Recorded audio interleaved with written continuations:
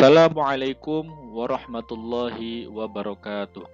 Alhamdulillah bertemu kembali bersama Mr. Mulsan dalam pembelajaran Fiqih Fathul Qorib kelas 10.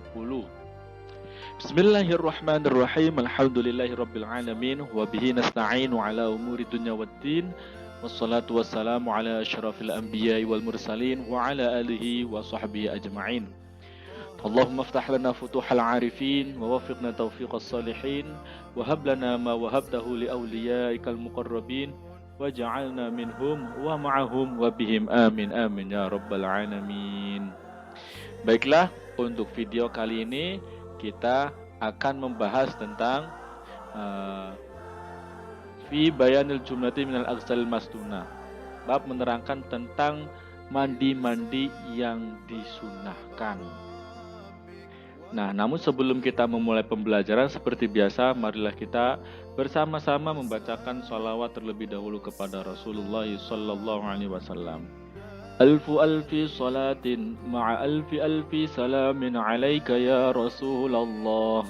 Alfu alfi salatin ma'a alfi alfi salamin alaika ya Habiballah. ألف ألف صلاة مع ألف ألف سلام عليك يا أمين وحي الله.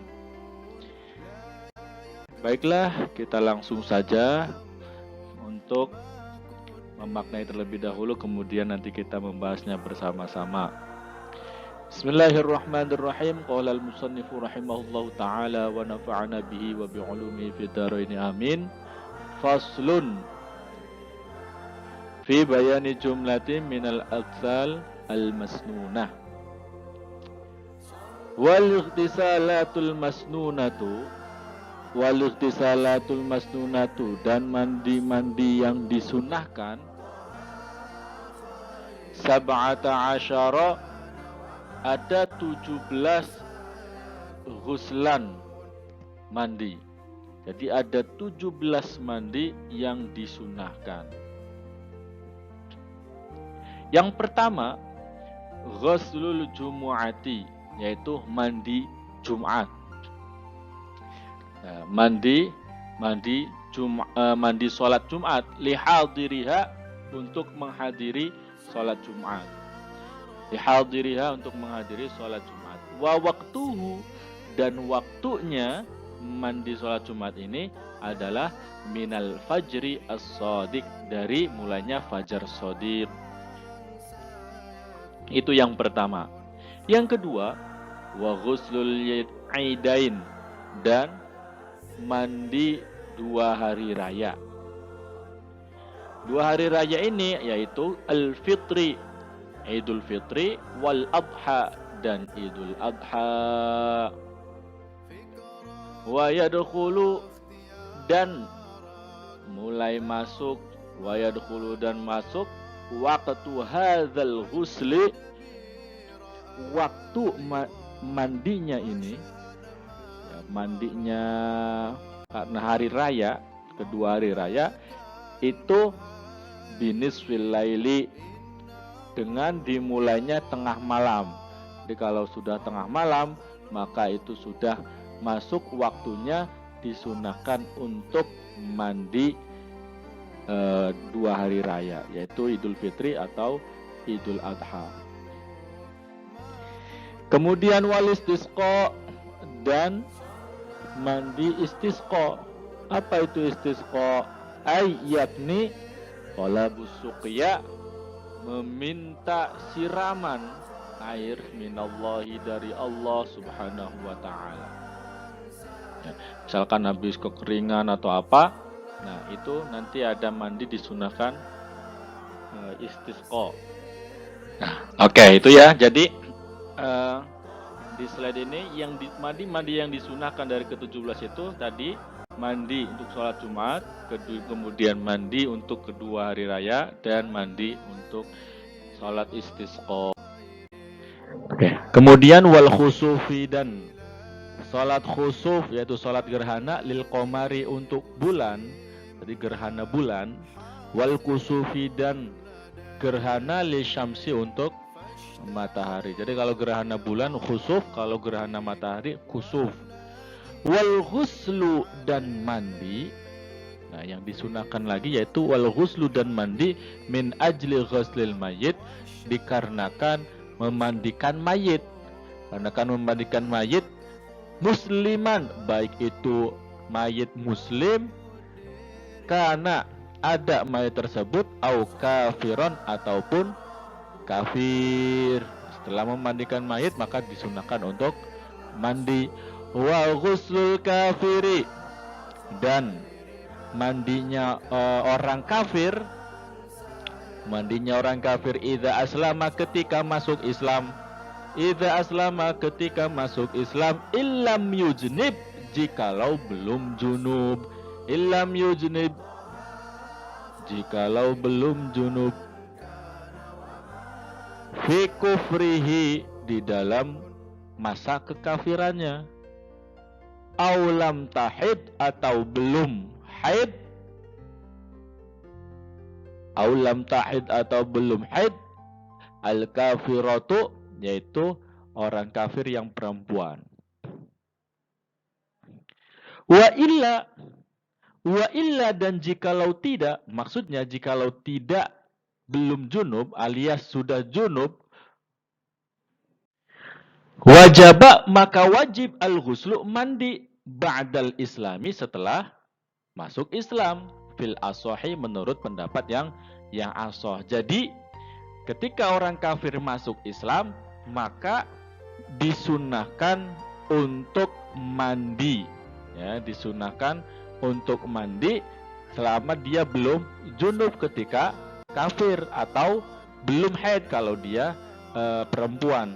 Akan tetapi kalau dia ternyata junub ketika dalam masa kekafirannya atau dia haid, sudah pernah haid bagi kafir yang perempuan tadi lalu masuk Islam, maka wajibal ghuslu, maka wajib untuk mandi menurut pendapat yang asoh. Wakila dan disebutkan, ya, ada pendapat lain yaitu yaskutu gugur, yaskutu gugur mandinya idza aslama ketika dia masuk Islam. Jadi ada pendapat lain tapi pendapatnya kurang kuat yaitu gugur mandinya, kewajiban mandinya ketika dia masuk Islam walaupun dia sudah junub atau yang perempuan itu sudah haid.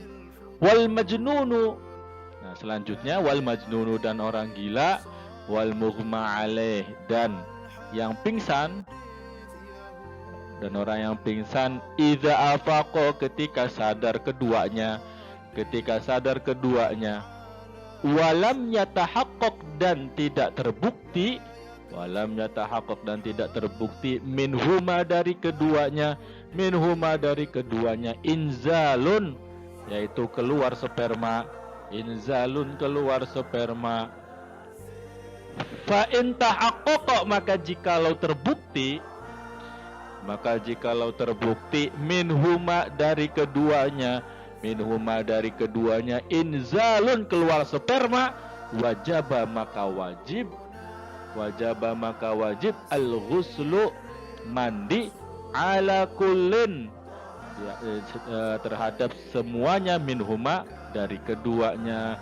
Jadi kalau ada orang gila atau orang yang pingsan kemudian sadar maka dia disunahkan untuk mandi, ya, disunahkan untuk mandi.